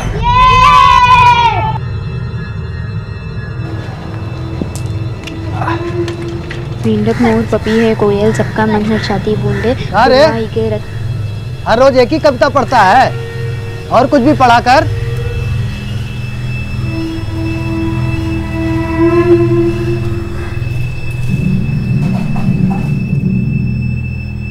ठीक है, पंगत जमाना है का इतना आटा गूंथ रही हो? घर में 4 लोग हैं, एक आदमी पे 2 रोटी, 4 के हिसाब से 8 हुआ ना, तो 16 रोटी का आटा क्यों गूंथ रही हो? संजय का परिवार अभावग्रस्त था और आर्थिक तंगी अक्सर इंसान को तंगदिल भी बना देती है। और संजय ऐसे माहौल में पल रहा था जहां पर सपने भी नाउम्मीदी के साथ देखे जाते हैं। लेकिन कानपुर के अनमोल का केस एक उम्मीद पर टिका हुआ था। अनमोल लापता था। अनमोल के माता पिता इस उम्मीद में थे कि अनमोल एक ना एक दिन जरूर मिलेगा।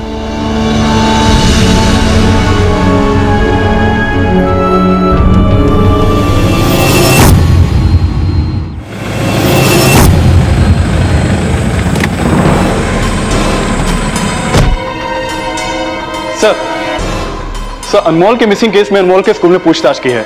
पता चला है कि वो काफी जिद्दी बच्चा था और स्कूल के बच्चों से अक्सर झगड़ा करता रहता था। कहीं ऐसा तो नहीं कि स्कूल के सीनियर बच्चों ने अनमोल को गायब किया हो? नहीं सर, फिलहाल तो ऐसा कोई क्लू नहीं मिला है, लेकिन पूछताछ में ये सामने आया है कि जिससे उसका झगड़ा होता था उन्हें अनमोल खुद के सुसाइड की धमकी दिया करता था। सुसाइड की धमकी? जी सर। स्कूल में अगर कोई अनमोल की बेंच पर बैठ जाता तो वो उन्हें वहां से हटाने के लिए सुसाइड की धमकी दिया करता था। इसी तरह बस में अगर उसे खिड़की वाली सीट नहीं मिलती तो बच्चों को हटाने के लिए भी वो सुसाइड की धमकी दिया करता था। यही सब बातें सब पता चली हैं।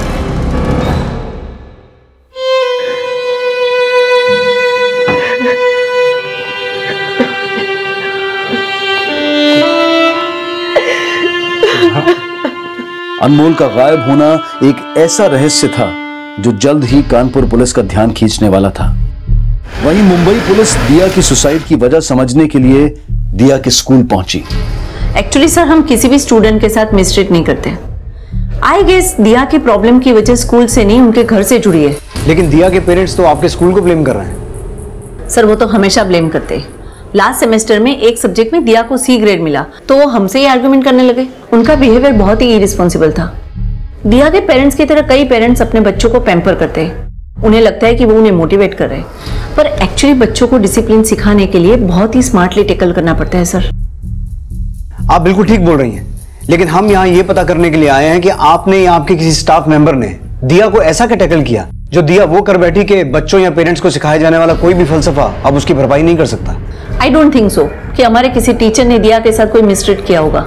आप चाहे तो कोई भी स्टाफ मेंबर या स्टूडेंट से पूछ सकते हैं। दिया के टीचर से नहीं, उसके क्लासमेट, स्कूल के गार्ड्स, प्यून, सबसे पूछताछ करो। हो सकता है कोई ऐसी बात सामने आए जिसने दिया को सुसाइड करने के लिए उकसाया हो। यस सर, लेकिन प्रिंसिपल ने दिया की फैमिली को ब्लेम किया है। क्या लगता है सर? दिया को सुसाइड के लिए किसी ने भी इंस्टिगेट किया हो, लेकिन इस केस में चौंकाने वाली बात यह है कि 9 साल की नादान बच्ची के दिमाग में सुसाइड का ख्याल आया कहां से? उस बच्ची का स्टेट ऑफ माइंड, उसके सर्कमस्टांसेस और उसकी नादान भूल को समझने के लिए हमें उसकी जिंदगी में उतरना पड़ेगा, तभी हम इस केस को जस्टिफाई कर पाएंगे। दिया का सुसाइड केस क्लोजिंग स्टेज की तरफ बढ़ रहा था, लेकिन संजय का केस अभी शुरू भी नहीं हुआ था, पर उसकी मासूम जिंदगी के संघर्ष पैदा होते ही शुरू हो गए थे। एक काम सही से नहीं होता इन लोगों से, पता नहीं क्या करते रहते हैं। अंधेर मचा रखा है। जय हो, ये साबुन आधा कैसे हो गया? अरे 2 दिन पहले साबुन लेके आए हैं, आधा हो गया। अपनी गौ माता को नहला दी क्या तुम? वाह, घर में ना तेल खटाई और ऊपर से भक्ता नाई। अरे तू क्या मौनी बाबा बना खड़ा है रे? चल जल्दी से नहा, स्कूल जाना है।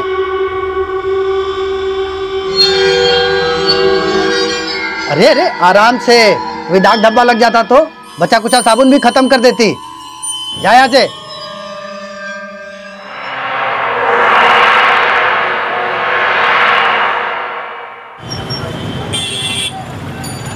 दस इक्के 10, 10 दूनी 20, 10 तिया 30, 10 कहा बेटा, पहाड़ा भूल गए तुम? हैं? नहीं पापा। हाँ। 9 पंजे 50, 9 छक्के 60। वाह बेटा वाह, ये आइसक्रीम पे ध्यान है तो 10 का पहाड़ा में 9 का पहाड़ा घुसेड़ दिए। बेटा हमारा पढ़ाने का हैसियत नहीं है तुमको, समझे? वही ज्यादा जबान लपर लपर मत करो, पढ़ाई में दिमाग लगाओ। चलो जाओ, स्कूल आ गया।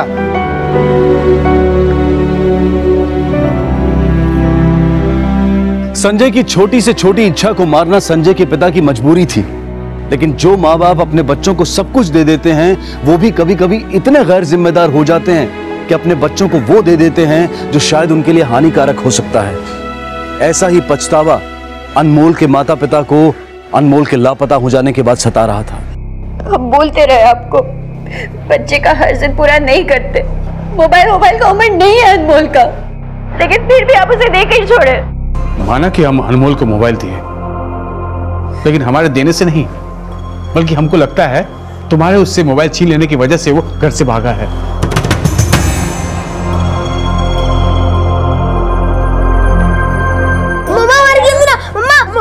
गेम चालू है। नहीं मिलेगा, दोनों नहीं मिलेगा आज के बाद फोन, और अगर ज्यादा बोले ना तो लगा देंगे।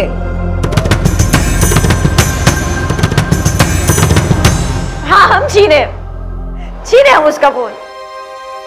हमको लगा वो मोबाइल छोड़ के थोड़ा पढ़ाई पे ध्यान देगा, तो हम क्या गलत किए? हमको लगा वो मोबाइल पे गेम खेलने के बजाय बाहर दूसरे बच्चों के साथ थोड़ा खेल कूद करेगा, तो हम क्या गलत किए? तुमने कुछ गलत नहीं किया, कुछ गलत नहीं किया तुमने। हम अनमोल को समझ ही नहीं पाए। हमको तो डर लग रहा है कि फिर वो क्या? वो सुधा, जब तुमने अनमोल से फोन छीना था, उसके बाद उसका हमको फोन आया था और उसने वही बात बोली जो बार बार बोलता है। कुंवर, मैडम को नया लॉट दिखाना। हाँ, वो नया वाला। हाँ, हेलो पापा। क्या हो बेटा? पापा, मम्मी ने हमारे हाथ से मोबाइल छीन लिया। आप बोलो मम्मी को कि हमारा मोबाइल वापस करे, नहीं तो हम सुसाइड कर लेंगे। हम सब इस बात से हैरान होंगे कि आखिर एक 9 साल के बच्चे के दिमाग में सुसाइड का ख्याल आया कहां से होगा। हम जब भी बच्चों के मुंह से कुछ आपत्तिजनक बातें सुनते हैं तो यही सोचते हैं कि कहीं उनकी संगत तो नहीं बिगड़ रही है, और बिना उनकी मनस्थिति को समझे उनसे ऐसे सवाल करने लगते हैं जो या तो उन्हें डरा देते हैं या फिर उन्हें झूठ बोलने के लिए बाधित कर देते हैं। लेकिन हमें यह नहीं भूलना चाहिए कि बच्चों की रुचि वो जानने की भी हो सकती है जो शायद हम उन्हें कभी नहीं सिखाना चाहते।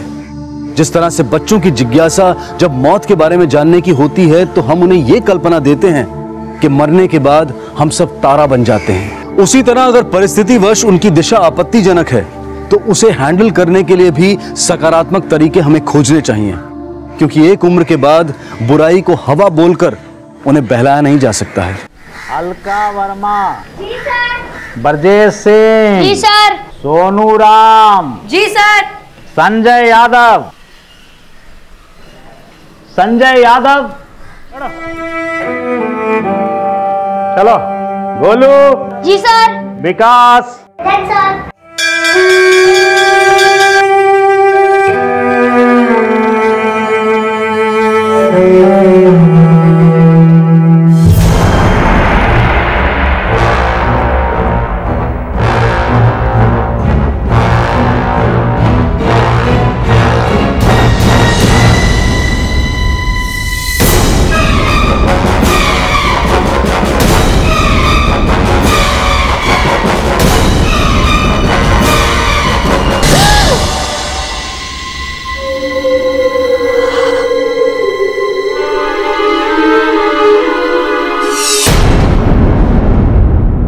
ये तूने क्या कर दिया? अपनी माँ को अकेला छोड़कर चली गई।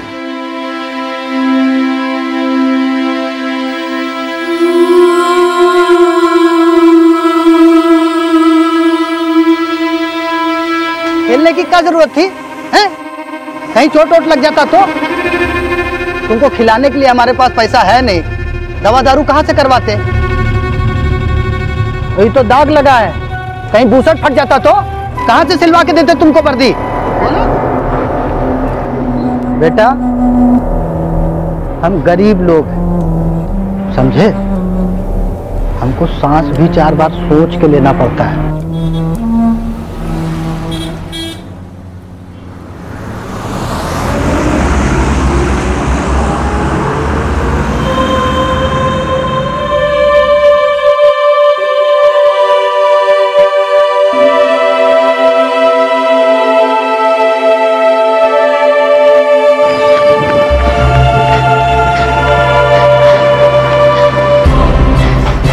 अरे उस टेबल पे कितनी लिट्टी दिए थे? 2 प्लेट। अरे तो एक और दो। अरे कहाँ मर गया था? हैं? आज भी इतना लेट? सर जी वो। अरे बस बस, सब्जी अर्जी बाद में, बैग उतार और लग जा काम पे।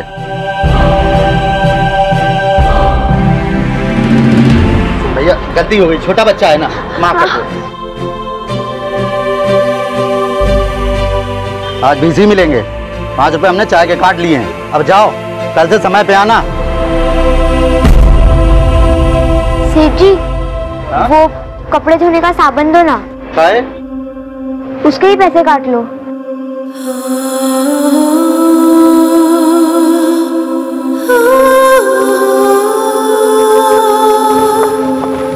संजय क्या कर रहा है इतनी देर से अंदर? ये क्या साफ कर रहा है? रोज रोज ये नए दाग कहाँ से लगा के आता है?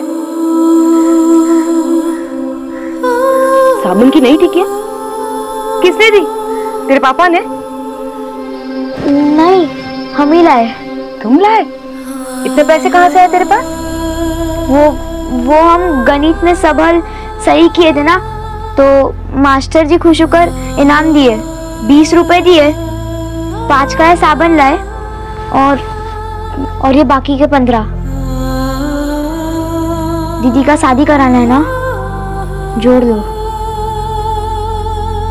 मेरा बेटा, ये जो तेरी भावना है ना, वो इस 15 रुपए से कहीं ज्यादा अनमोल है। पर बेटा, तेरे मास्टर जी तुझे रोज रोज पैसे नहीं देंगे, और तेरे पापा पता नहीं कैसे इंतजाम करेंगे।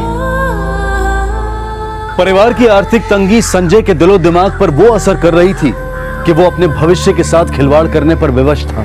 संजय की नियति जहां उसे ले जा रही थी, लेकिन दिया की आत्महत्या की वजह क्या उसके माता पिता से जुड़ी थी या फिर दिया के स्कूल से? हाँ बोल मोहिते। सर एक बात पता चली है, शायद इसी बात की वजह से दिया ने सुसाइड किया हो। देखो बेटा, हम आपको ब्लेम नहीं कर रहे हैं, हम सिर्फ ये पूछ रहे हैं कि उस दिन स्कूल में तुम्हारे और दिया के बीच में वो मिसअंडरस्टैंडिंग कैसे क्रिएट हुई? कंप्यूटर क्लास में जो टीचर ने टैब दिया था, क्लास के बाद टीचर ने सबको रिटर्न करने के लिए बोला। मैंने देखा मेरा टैब डेस्क पे था ही नहीं। टीचर ने मुझे बहुत डांटा, बहुत एम्बैरेस फील हुआ अंकल। और बाद में जब मैंने दिया का ज्योमेट्रिक बॉक्स यूज करने के लिए उसका बैग खोला, मैंने देखा वो टैब उसके बैग में था। दिया, ये टैब तेरे पास कैसे आया? मुझे नहीं पता ये मेरे बैग में कैसे आया। आया नहीं, तूने चुराया मेरा टैब। अब मैं सर को जाके कंप्लेंट करूंगी। नहीं चलो नहीं, मैंने तेरा टैब नहीं चुराया, मुझे नहीं पता ये बैग में। यू आर अ लायर दिया, तू चोर है। अब तू मेरी फ्रेंड नहीं है, तू चोर है। तू चोर है। चलो नहीं, चलो नहीं।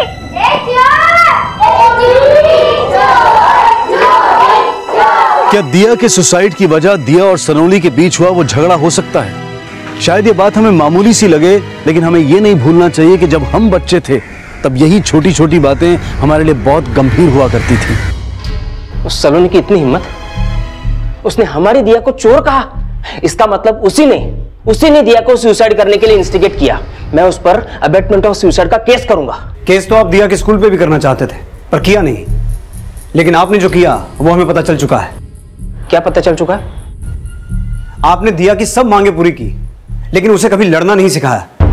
आपने उसे महंगे स्कूल में पढ़ाया, लेकिन सिखाया यही कि बड़ी से बड़ी चीज पैसे से खरीदी जा सकती है। आशीष जी, मैं मानता हूं कि बच्चे प्यार के भूखे होते हैं, लेकिन उन्हें प्यार की इतनी डोज नहीं देनी चाहिए कि वो कमजोर बन जाए, जिंदगी की एक हार को अपनी आखिरी बैटल मान लें, घुटने टेक दें।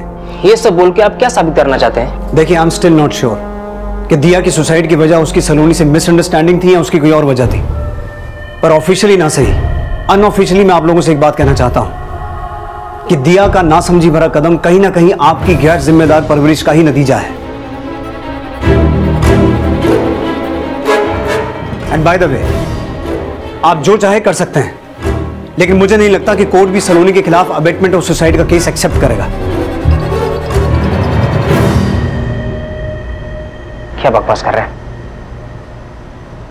दिया ने हमारी वजह से आत्महत्या की, हमारी परवरिश में खोट थी, छोड़ूंगा नहीं। सही कह रहे आशीष, शायद हम ही गलत हैं। हमने दिया को कभी भी किसी भी चीज के लिए ना नहीं कहा, तो वो कैसे सीखती कि ना को एक्सेप्ट कैसे करना है? दिया के सुसाइड केस को अबेटमेंट ऑफ सुसाइड का केस मानकर इन्वेस्टिगेट तो किया जा रहा था, लेकिन यह केस किसी नतीजे पर नहीं पहुंच रहा था। पर अंदाजा यही लगाया गया था कि दिया और सलोनी का झगड़ा ही शायद दिया की आत्महत्या की वजह हो सकती है। दिया ने सुसाइड क्यों किया, इससे भी ज्यादा गंभीर विषय शायद यह होगा कि महज 9 साल की दिया के साथ आखिर ऐसा क्यों हुआ। क्यों एक मासूम 9 साल की बच्ची को उन सवालों ने तहस नहस कर दिया जिनके जवाब शायद इतने भी मुश्किल नहीं थे, जिनके जवाब उसे दिए नहीं जा सकते थे। जब हम बच्चों को कामयाबी की परिभाषा बताते हैं तो उन्हें संघर्ष के असल मायनों से भी अवगत कराना होगा। खेल और एजुकेशन में मिले फेलियर और रिश्तों में मिली ना को कैसे स्वीकार करना चाहिए, यह भी बताना होगा। लेकिन बच्चे अगर नकारात्मक माहौल में बड़े होंगे तो उनका कद उस ऊंचाई तक पहुंचने से वंचित रह सकता है जिसका भेद अक्सर ऑर्डिनरी और एक्स्ट्रा ऑर्डिनरी के रूप में किया जाता है। और मासूम संजय भी एक ऐसे ही दौर से गुजर रहा था। अंजू, हम तुम पे झल्लाते हैं, तुमको बुरा लगता है ना? हम कभी आपसे शिकायत किए क्या? कहाँ ऐसा सोचते हैं? हम हार गए हैं अंजू। घर में खाने को नहीं, ऊपर से संजय की पढ़ाई और वंदना की शादी कैसे होगा समझ में नहीं आता। आप चिंता मत करो, समय हमेशा एक सा नहीं रहता और भगवान किसी के साथ बुरा नहीं करता। यही क्या कम बुरा किया जो गरीब पैदा कर दिया। कहते हैं कि गरीबी हमें अभागा नहीं बनाती, हम अभागे तब बनते हैं जब हमें अपना भाग्य बदलने की ताकत खत्म हो जाती है। और जिसे यह सिखा दिया जाता है कि मौत जिंदगी से ज्यादा आसान होती है तो वो जिंदगी से लड़ना भी छोड़ देता है। भैया सुसाइड दिमाग से निकाल दीजिए। हमारा अनमोल सुसाइड की बात कर सकता है लेकिन सुसाइड नहीं कर सकता। काश ऐसा ही हो। सुबीर जी, हमारा गरिमा मौसी से बात हुआ। वो बता रही थी कि हरिनगर में एक बहुत सिद्ध तांत्रिक है, उनको जादू टोना आता है, तो वो हमारा अनमोल का है ना, हमको तुरंत बता देगा। सुधा, ऐसा कुछ नहीं होता है। ये बाबा तांत्रिक लोग लोगों की मजबूरी का फायदा उठा के अपनी जेब भरते हैं, बस और कुछ नहीं। हमारा अनमोल वापस आएगा। बेटे के लिए थोड़ा पैसा दे भी दोगे तो क्या घिस जाएगा? हाँ, अनमोल की सेहत से भी फिक्र है या नहीं आपको? तुम माँ हो, इसका मतलब ये नहीं कि हमारा प्यार तुम्हारी ममता से कम है सुधा। अगर तुमको लगता है कि पैसा देने से हमारा अनमोल वापस आ जाएगा तो ठीक है, हम अपनी जिंदगी की सारी कमी इस बाबा को दे देंगे। लेके आओ हमारे बेटे को, लेके आओ, जाओ। हेलो,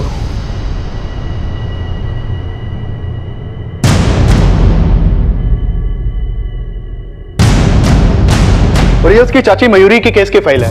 सर, अनमोल की लाश उसी नदी में मिली है जहां उसकी चाची मयूरी ने सुसाइड किया था। अनमोल की चाची का नदी में सुसाइड करना और उसी नदी से अनमोल की लाश मिलना। मैं अनमोल की बॉडी को पोस्टमार्टम के लिए भेजो। उसके पड़ोसी, रिश्तेदार, उनकी दुकान में काम करने वाले जितने भी एम्प्लॉयज हैं, सबसे नए सिरे से पूछताछ करो। Okay sir. जिसकी इन्वेस्टिगेशन के एंगल भी अलग थे और जिसे फिलहाल इन्वेस्टिगेट किया जा रहा था। दिया ने आत्महत्या की थी और अनमोल की लाश पुलिस को मिली थी, लेकिन संजय की नियति क्या थी? आज से 2 दिन बाद स्कूल की तरफ से सारे बच्चों को पिकनिक पे चिड़ियाघर लेके जाने का प्लान है। मारेंगे उलटिए जाओगे। सब अपने मम्मी पापा को बताओगे और कल तक सबको 50-50 रुपया यहां जमा करना है, समझा? जी सर। घर में 4 लोग हैं, एक आदमी पे 2 रोटी, तो 8 रोटी हुआ ना। 16 रोटी का आटा गूंथ रही हो। अरे 2 दिन पहले साबुन लेके आए हैं, आधा हो गया। हम गरीब लोग हैं, समझे? हमारे मम्मी ने ना हमें चश्मा दिया है, कल हम वही पहन के आएंगे। बंदर लेके जाएगा तेरा चश्मा।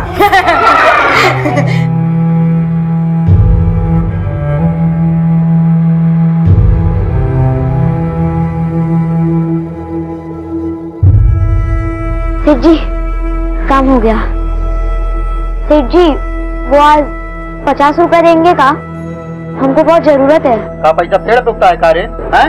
ये पकड़ 25 रुपए और कल से ये भी नहीं मिलेगा। दूसरा लड़का रख लिया है काम पे। चलो जाओ। अरे जाओ ना।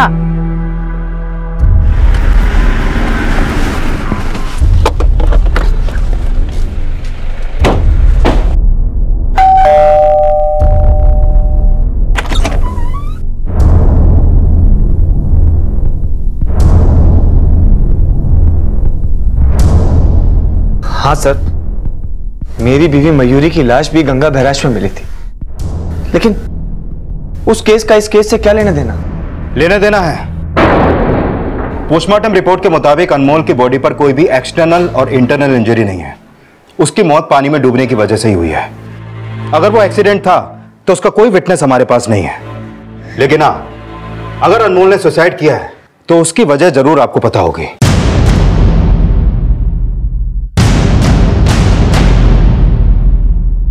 पापा, मम्मी ने हमारे हाथ से मोबाइल छीन लिया। आप बोलो मम्मी को कि हमारा मोबाइल वापस करे, नहीं तो हम सुसाइड कर लेंगे। सिर्फ मोबाइल ही नहीं, हमें पता चला है कि अनमोल हर बात पे सुसाइड की धमकी देता था, और आपकी दुकान में काम करने वाले कर्मचारियों ने हमें बताया है कि अनमोल दुकान पर भी जाया करता था और आप लोग उसके सामने उसकी चाची का सुसाइड केस डिस्कस करते थे। क्या बताऊं भाई साहब, मयूरी बात बात में सुसाइड करने की धमकी देती। जेवर नहीं दिलाऊं तो सुसाइड कर लूं, आपसे हिस्सा लेके अलग नहीं हुआ तो सुसाइड कर लूं। तंग आ गया था मैं उससे, और सच कहूं ना भाई साहब, अच्छा ही हुआ कि उसने सुसाइड कर लिया। उसे भी मुक्ति मिल गई और मुझे भी। मतलब जाने अनजाने आपने अनमोल को यह सीख दे दी कि सुसाइड ही सब चीज का सॉल्यूशन है। सुसाइड से किसी भी दुख से मुक्ति मिल सकती है, इसलिए उसने समझा कि उससे मोबाइल छीने जाने का जो दुख उसे है, उससे सिर्फ सुसाइड करके ही मुक्ति मिल सकती है। शायद इसीलिए अनमोल ने उस दुख से मुक्ति पाने के लिए सुसाइड कर लिया। लेकिन संजय की मासूम जिंदगी का सफर क्या इसी परिणाम पर थमने वाला था? चले, क्या बात है बेटा, आजकल बड़ा गुमसुम से रहते हो, चुपचाप चुपचाप, हमसे नाराज हो का? नहीं पापा। बेटा, आज जो दिल में है दिल खोल के बोल दो, आज हम तुम्हें कुछ नहीं कहेंगे। पापा, ये भगवान ने हमको गरीब क्यों बनाया?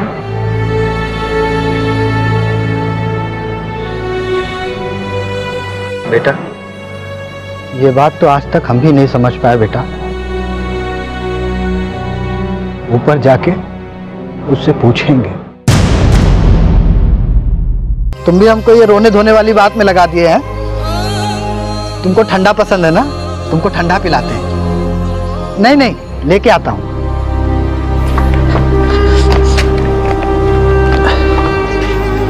लो लो, पियो बेटा, ले लो।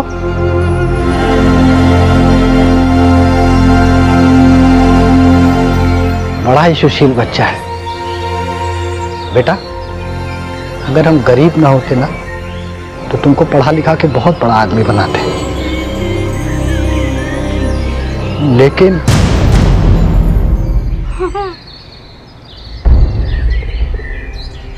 अरे तुमने अभी तक पिया नहीं? अरे जल्दी जल्दी पियो, घर पहुंचने तक खत्म कर देना, समझे? हाँ। पापा, फोन।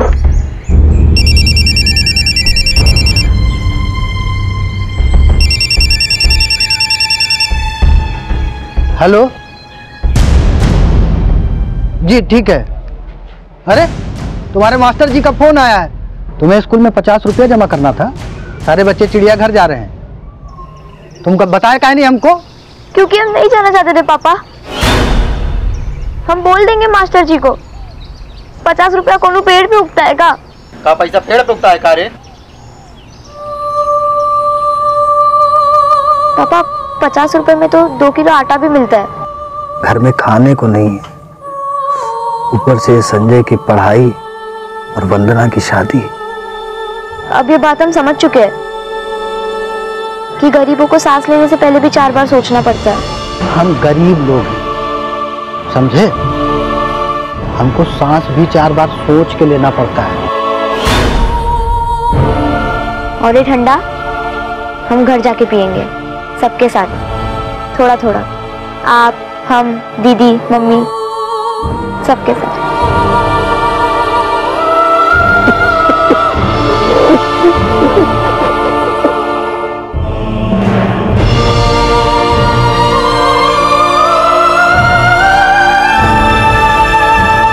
अरे तुम यहीं रुको, हैं? अरे हम जा रहे हैं ना, जब तुमको बुलाएंगे तब तुम आना। हम तुम्हारी मम्मी को बताएंगे कि संजय कितना समझदार हो गया है, ठीक है? तो तुमको 50 रुपए भी देंगे चिड़ियाघर जाने के लिए, है ना? ठीक है?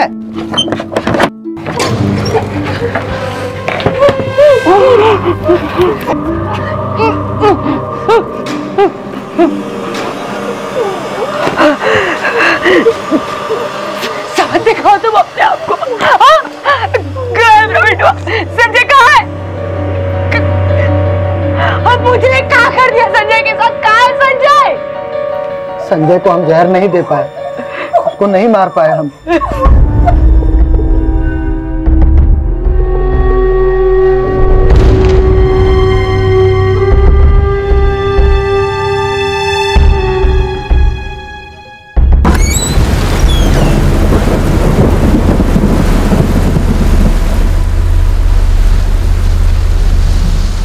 कहाँ गया? यहीं पे तो था अभी। ये बस्ता भी यही है। हाँ। संजय, संजय, कहीं सब सुन तो नहीं लिया उसने? ए, संजय! बेटा तुम उधर देखो, हम लोग इधर देखते हैं। चलिए। संजय!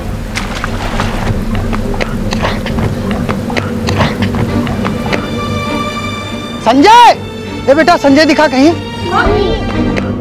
अरे संभाल के! अरे संजय!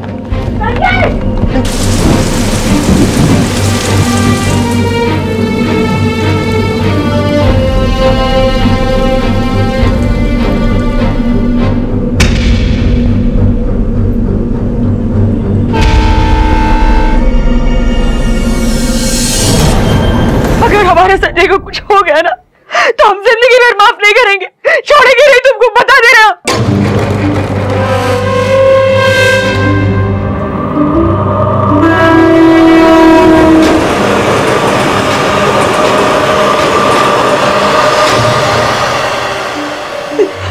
संजय, कहाँ चला गया था तू? ऐसे कोई जाता है अपनी माँ को छोड़ के? कितना परेशान था। हमको माफ कर दो पापा, हमारी वजह से आपका 50 रुपए का खर्चा आ गया, इसीलिए हम सोचे कि हम मर जाएंगे, आपका बोझ भी हल्का हो जाएगा और 2 वक्त की हमारी रोटी भी कम हो जाएगी। बेटा, जिंदगी की परेशानी का हल मौत नहीं है, यही जिंदगी है, इसी से हमें लड़ना है। ये तो हमने तुम्ही लोगों से सीखा है, लेकिन रो के नहीं, हंस के जीना है। शुक्र है कि संजय जीवित है, लेकिन दिया और अनमोल की तरह ऐसी अनगिनत जानें थी जिनके आंकड़े हमें सोचने पर मजबूर करते हैं। सरहद, बारूद, हिंसा और भेदभाव का दर्द झेल रही इस दुनिया में हम नन्ही जानों को शायद यही सोचकर लाते हैं, क्योंकि हम ये मानते हैं कि जिंदगी छीनने वाला जिंदगी देने वाले से बड़ा नहीं हो सकता। लेकिन अगर कुछ जाने इस तरह से छिन जाएं, तो विचार होना जरूरी है। अब मैं अनूप सोनी आपसे विदा लेता हूं, फिर मुलाकात होगी अगले एपिसोड में एक और चौंका देने वाले केस के साथ। तब तक अपना और अपने परिवार का ख्याल रखें और देखते रहें क्राइम पेट्रोल डायल 100। सब एक को सीख हम सबको। जय हिंद। इस तरह के और भी एपिसोड देखने के लिए हमारे चैनल को सब्सक्राइब करें और बेल आइकन दबाना ना भूलें।